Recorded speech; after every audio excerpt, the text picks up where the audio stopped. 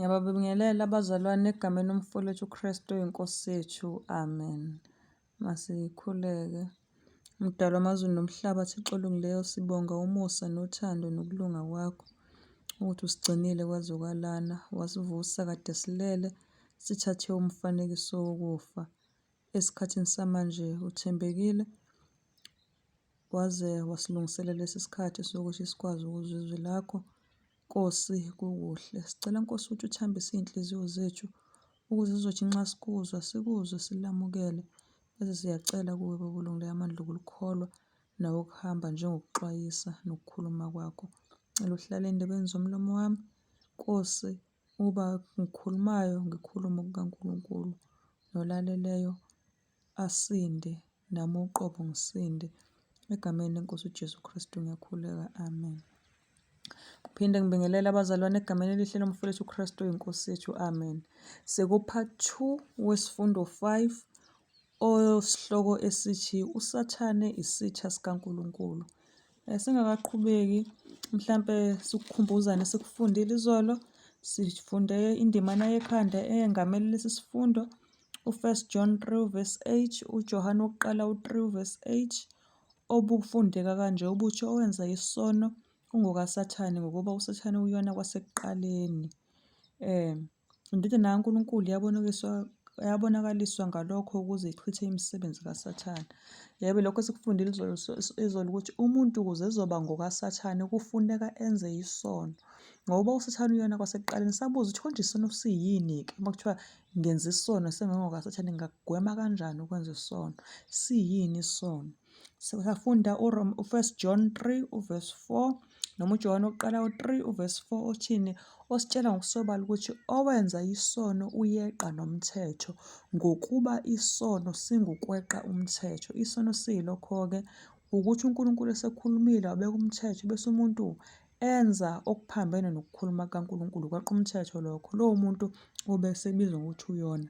Kuningi sikutholile, sithole ukuthi uma sifunda uSathane 12 verse 9, sathola ukuthi wawuLucifer, uSathane sasezulwini, igama lakhe loluLucifer. Kodwa uma sesifunda lapho kuSathane 12 verse 9, nakuPetros 2, kuSathane 12 verse 9, siyathola ukuthi amanye amagama kaSathane, kaLucifer, awathola emva kokuthi one, kwakuwukuthi useba uSathane, useba umhlebi, nenyoka endala. Elinye igama lakhe uDrago. Kunamagama awu-4: uDrago, umhlebi, uSathane, inyoka endala. Sakuthola ukuthi khathi exoshwa ezulwini, waxoshwa ney'ngelosi zakhe owayoneye kanye nazo, owayewuyena owayeholele ekutheni zone. Okay, cela siqhubeke. Ngoba sitheni masifunda indimana yekhanda besitshela ukuthi uSathane owona kuqala. So uma ngona angiqali into entsha, yaqalwa uSathane. So uma umuntu eseqhubeka-ke nokona, wenza into ufuze bani owaqala kuqala wona. Ngoba sitheni masifunda uJohane 8 verse 44, leyo ndimana yekhanda ibithi nina ningabakayihlo uSathane. Kwakukhulunywa nabantu lapha abebemelene noNkulunkulu. Sekuthiwa kubona-ke, nina ningabakayihlo uSathane, nithanda ukwenza iy'nkanuko zikayihlo, yena owayengumbulali wabantu kwasekuqaleni. Okay, so wayengumbulali wabantu kwasekuqaleni. Sitheni isono ukweqa umthetho. Emthethweni kaNkulunkulu, u-Exodus 20, yathola ukuthi uNkulunkulu khona aphathi uNkulunkulu ungabulali. Bese uzwa kuthiwa uSathane kwasekuqaleni naye wayevele ngumbulali wabantu. Exodus 20 khona futhi umthetho othi-ke ungafakazi amanga.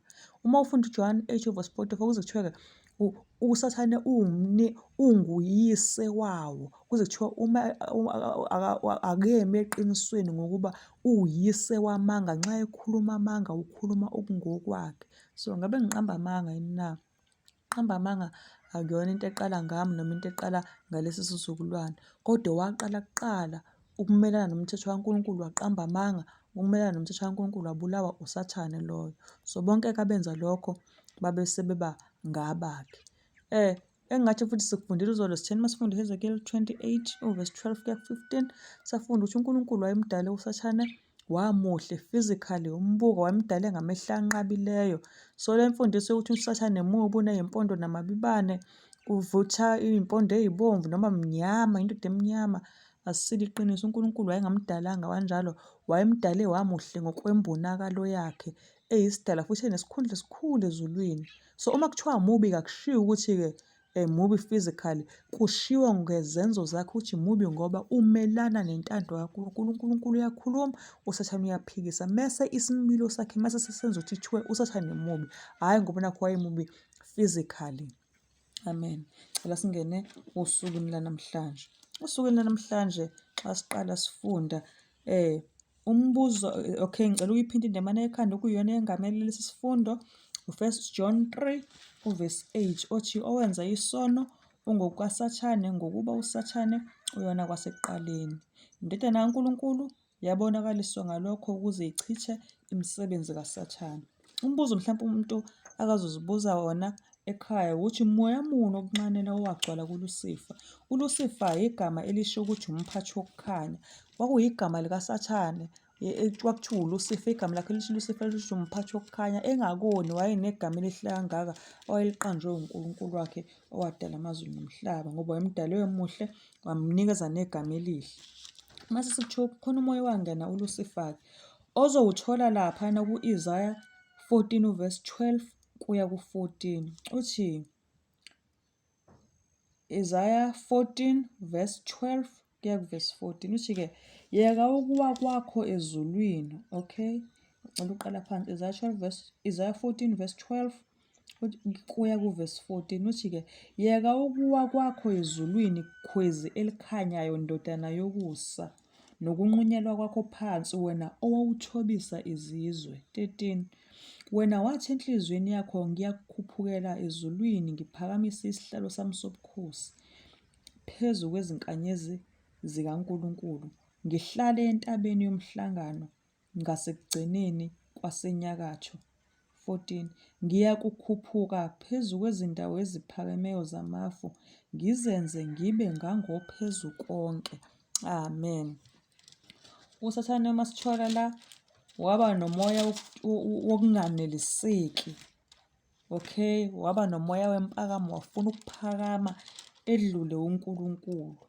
Hhayi siphinde futhi siwufunde Ezekiel 28 uvesi 17.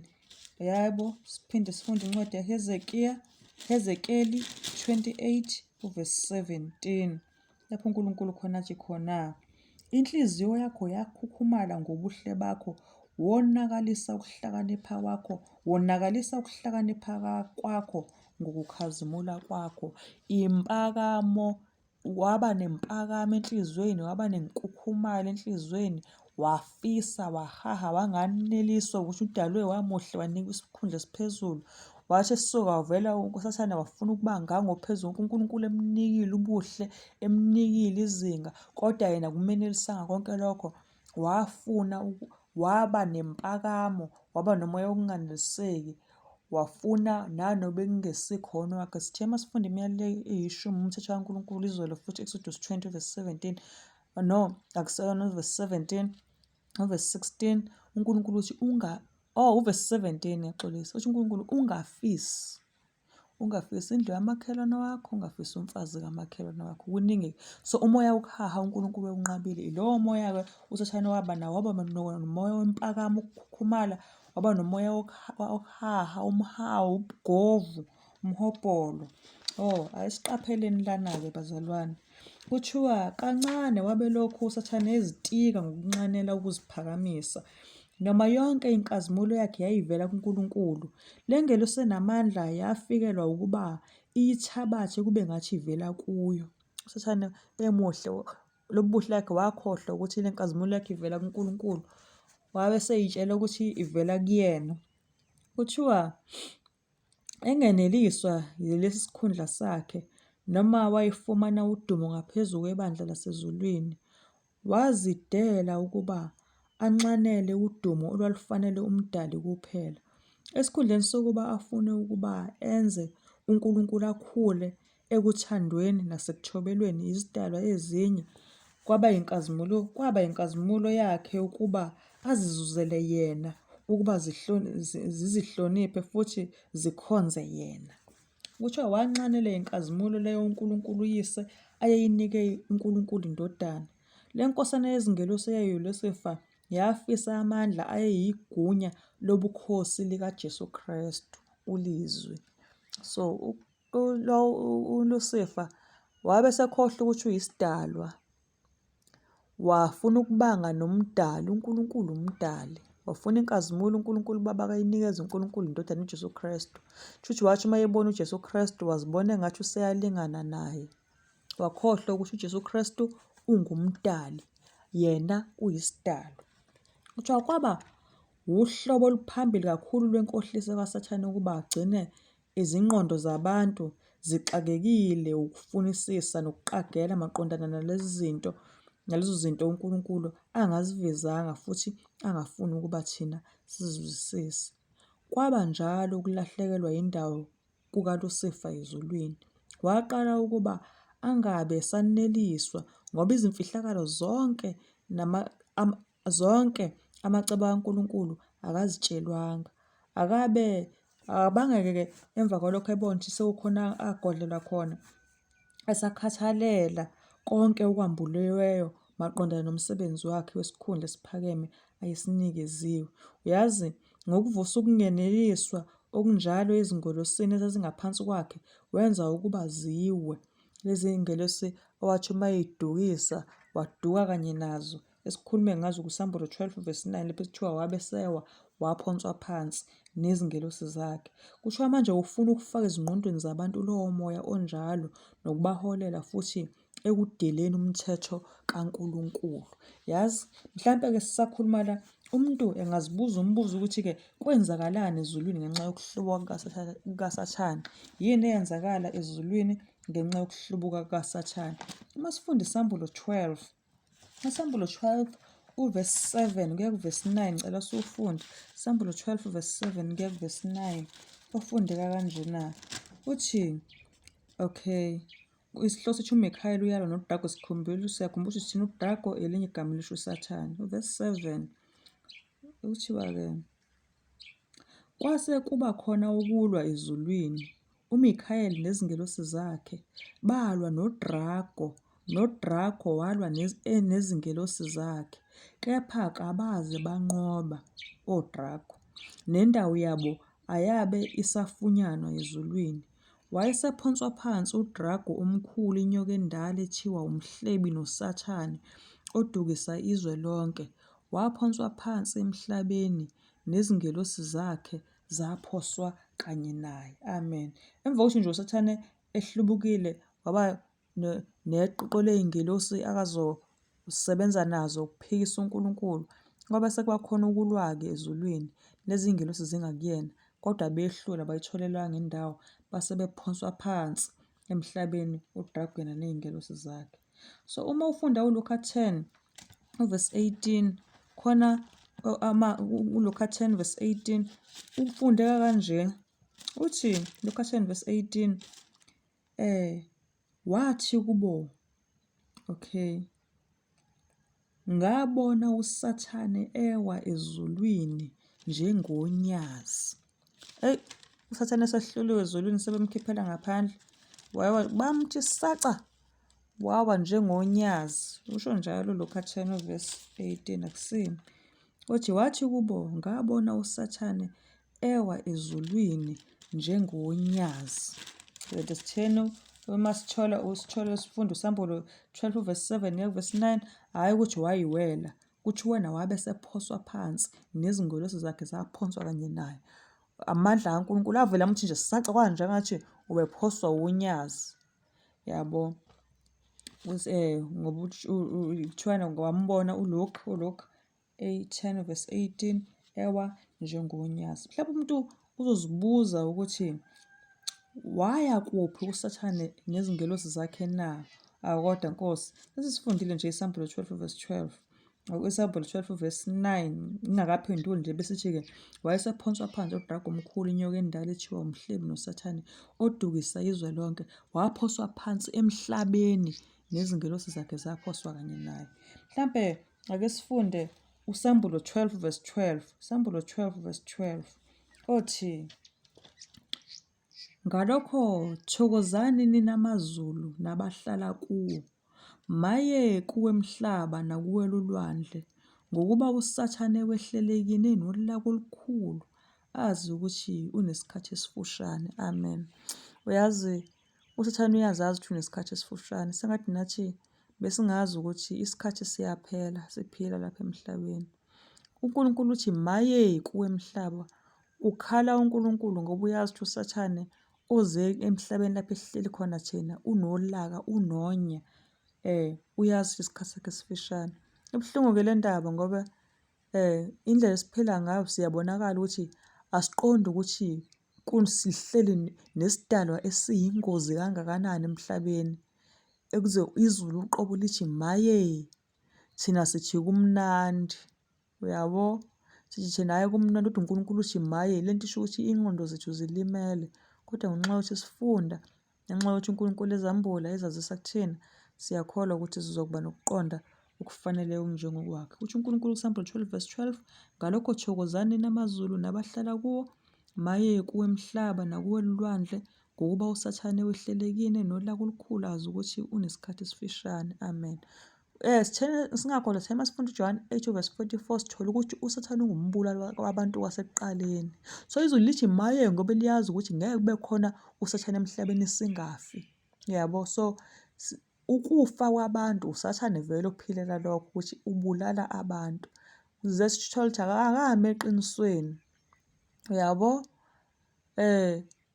Nxa ekhuluma amanga ukhuluma ngokwakhe. Uyabo? Ngoba uwumqambi manga noyise wayo. Lokho sikutholile izolo ukuthi okay, ngoba amanga engaka nje emhlabeni, uSathane vele uzoqhuba leyo mishini. Sifundile imiyalelo 10 izolo, uphikisa lokho. Imishado siyashada namhlanje isiney'nkinga. uSathane uNkulunkulu uthena ungaphingi imiyalelo 10 noma emthethweni wakhe. uSathane ufike uzophikisa lokho. Ukuphinga kukhona ubumaye iy'ngane sililo, kanti bekufanele ngabe emshadweni kumnandi ngoba uyisipho esivela kuNkulunkulu. So uNkulunkulu usethi ungaphingi. uSathane wenza ukuthi bekhona ukuphinga okukhona okunhlobonhlobo, bese kwenza ukuthi impilo iba muncu. Ungafisi kudlelwana umona kuyahahwa. So nakho uNkulunkulu eyibekele imithetho yakhe yothando ekusodwa uSathane uzolwa nayo ukuze singaphili ngokuthula siyabantu emhlabeni. Lona enza into ngobugovu, ngokuyicabanga ukuthi yena ijabulisa yena, engabe sabuka ukuthi iba-destroy kangakanani abanye abantu. Yabo? Uma intshontsha into akayintshontshayo, ntshontshe into yena afuna ukuyizwisa ngayo ubumnandi wesikhashana, kanti mhlawumbe ibiphethe iwumgogodla wempilo kwabanye abantu. Ubulala umuntu, mhlawumbe uSathane uthi uyena umbulala abantu wasekuqaleni, kanti mhlawumbe ubulala umuntu obeyi-breadwinner. Shosho futhi bengayona i-breadwinner, just ukuthi umuntu uyisidalwa sikaNkulunkulu akakudeserve ukubulawa. uNkulunkulu yena uthena asiphile, sizofa yebo ngesikhathi sethu, kodwa uNkulunkulu utheni? Uthi asiphile nokuba kunjalo. Ngoba ubulala abantu kwasekuqaleni uSathane. Umbuzo mhlawumbe umuntu angazibuza wona esekhaya ukuthi sixwayiswa ukuthini ngemisebenzi kaSathane namhlanje? Sixwayiswa ukuthini ngemisebenzi kaSathane namhlanje? Ngizophendula masifunda uPetro kuqala 5:8. Isifunda uPetro kuqala 5:8 ufundeka kanjena. Othi qondani nilinde isitha senu uSathane. Siyahamba njengebhubesi elibhodlayo, sifuna esingamgwinya. Amen. uSathane uthi uyahamba njengebhubesi elibhodlayo, ufuna angamgwinya. Uyisitha sethu. Uma umuntu azi ephila emhlabeni, ngisho noma ungathiwa abantu bayahleka ngapha nangapha, kodwa yazike uqonda ukuthi isitha unaso, usuwuSathane. Noma ungabonakala engathi kade uzenza izinto ezimbi, kodwa ekugcineni uSathane i-aim yakhe ukuthi umuntu embulale. Noma ungamsebenzela, noma ungathi awunandaba naye, kodwa yena akanamngani. Usho uNkulunkulu, qondani nilinde isitha senu uSathane. uSathane uyisitha kuthina siyabantu. Qaphela, amandla nesibhongo sikaSathane nebandla lakhe ngabe kusesabisa ngokufanele ukuba besingafumani isiphephelo nokukhululwa emandleni amakhulu kaNkulunkulu omsindisi wethu. Siyaye sivalisise emakhaya ethu ngemshudo nangezihluthulelo ukuba sivikele impahla yethu nokuphila kwethu kubantu abangalungile. Kepha asivamile ukucabanga ngezingelosi ezimbi ezifuna ukungena kithi. Thina ngawethu amandla esingenakho ukumelana nokuhlasela kwazo. Kepha labo abalandela uKristu bahlala belondekile njalo phansi kweso lakhe. Izingelosi ezidlulele ngamandla ziyathunyelwa zivela ezulwini ukuba zizobavikela. Ezimbi azikwazi zona ukuba zifohle enqabeni yabalindi emiswe uNkulunkulu ukuba ivikele abantu bakhe. Ilekho nje esingathi uNkulunkulu usifundisa khona usuku namhlanje. Usho uSathane uma kuthiwa uza njengebhubesi elibhodlayo, ufuna angamgwinya, injalo nje indaba. uSathane uma kuthiwa mubi ngesimilo, indlela yakhe yokuy'phatha, hhayi ngoba nakhu uNkulunkulu wayemdale kabi. Ngakho uma sekuthiwa wawunakalisa ukuhlakanipha kwakho nobuhle bakho ngendlela oy'phathe ngayo. Yazi umuntu uyenza uthole ukuthi indlela akaziphethe ngayo ngisho ngathiwa umuhle, ubuhle bakhe bugcine bungasabonakalanga. So uSathane wenza njalo, wonakalisa ubuhle nokuhlakanipha kwakhe. Umbuzo wokugcina mhlawumbe esifundweni sanamhlanje sesivala ukuthi kungani uNkulunkulu engambhubhisanga uSathane na? Yini ndaba uNkulunkulu engambhubhisanga uSathane na?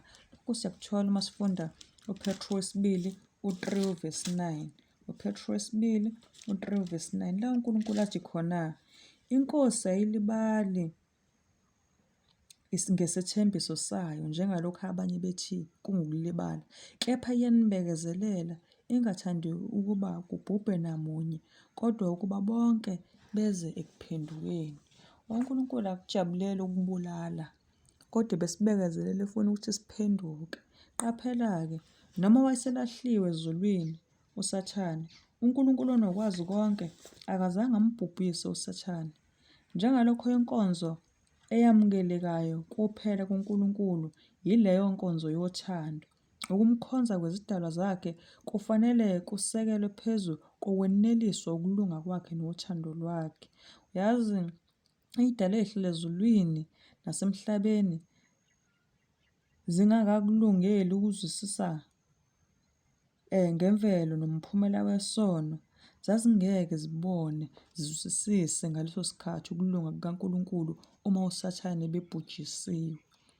Ukuba uSathane wabhujiswa ngaleso sikhathi, abanye babezomkhonza uNkulunkulu, bemkhonze ngovalo nokwesaba nokumkhonza kunokumkhonza ngothando. Ithonya nomoya wohlubuko wawungeke uncothulwe uphele ukuze kusizakale indalo yonke eminyakeni engenakuphela. Kudingeke ukuba aqhubeke nokukhulisa izimiso zakhe ukuze amacala awabeka umbuso kaNkulunkulu abone ngokusobala ubuqiniso bawo izidalwa zonke ukuthi ukulunga nomusa kaNkulunkulu kanye nokungaguquki komthetho wakhe kube sendaweni njalo lapho kungenakungatshazwa khona. Amen. Ngicela okwenza nampu ubulungiswa. Sithena masifunda sathola ukuthi uSathane indima nekhanda lokhu ishilo njalo ithi owenza isono ungokaSathane ngokuba uSathane uyona kwasekuqaleni. Ithena isono ukwephula umthetho. Umthetho kaNkulunkulu yini? Kusuke sekukhulunywa ngemiyalelo eyishumi etholakala ku-Exodus 20, neyatholakala futhi nasencwadini yaDuteronomy. Okay, ngicela ukuthi ngiyifunde la Exodus 20 ukuze umuntu ezoqonda ukuthi uma kuthiwa uyona owenza isono ngokaSathane ngoba uSathane uyona kwasekuqaleni usuke esenzani. Cela silalele-ke. Exodus 20, ngizofunda ku-Exodus 20 kusukela kuvesi 1 kuya kuvesi 17. Exodus 20, imiyalelo eyishumi, uvesi 1, Exodus 20 vesi 1. uNkulunkulu wakhuluma onke lawo amazwi athi, "NginguJehova uNkulunkulu wakho owakukhipha ezweni laseGibhithe, indlu yobugqila. Ungabi nabanye onkulunkulu ngaphandle kwami. Ungazenzeli izithombe ezibaziweyo, namfanekiso wokusezulwini ngaphezulu, nowokusemhlabeni phansi, nowokusemanzini phansi komhlaba. Ungazikhothameli, ungazikhonzi, ngokuba mina Jehova nginguNkulunkulu wakho. Ngoba Jehova uNkulunkulu wakho nginguNkulunkulu onomhawu, ngihambela ububi bawoyise kubantwana, kuso isizukulwane sesithathu nesesine sabangizondayo. Kepha ngibenzela umusa abayizinkulungwane abangithandayo bagcine imiyalelo yami. Ungaliphathi ngeze igama likaJehova uNkulunkulu wakho, ngokuba uJehova akayikumiyeka uliphatha ngeze igama lakhe. Khumbula usuku lweSabatha ulungcwelise. Izinsuku eziyisithupha uyakusebenza wenza wonke umsebenzi wakho, kepha usuku lwesikhombisa luyiSabatha likaJehova uNkulunkulu wakho. Awuyikusebenza msebenzi ngalo, wena nendodana yakho nendodakazi yakho, nenceku yakho nencekukazi yakho, nezinkomo zakho nomfokazi osemzini wakho. Ngokuba ngezinsuku eziyisithupha uJehova wenza izulu nomhlaba nolwandle nakho konke okukukho, waphumula ngosuku lwesikhombisa. Ngalokho uJehova walubusisa usuku lweSabatha walungcwelisa. Yazisa uyihlo nonyoko ukuze izinsuku zakho zibe zinde ezweni uJehova uNkulunkulu wakho akunika lona. Ungabulali, ungaphingi, ungebi, ungafakazi amanga ngomakhelwane wakho, ungafisi indlu yomakhelwane wakho, ungafisi umfazi womakhelwane wakho, nenceku yakhe, nencekukazi yakhe, nenkabi yakhe, nembongolo yakhe, nokunye okomakhelwane wakho. Okay, ungakufisi. Amen. Siyambonga uNkulunkulu. Isiphila ukuphila sizohamba siyongena kusifundo 6 sesiqedile namhlanje ku-part 2 nesifundo 5. Isifundo 6 isihloko sakhona sizothi indalo ukuqala komhlaba. Amen. Masikhuleke.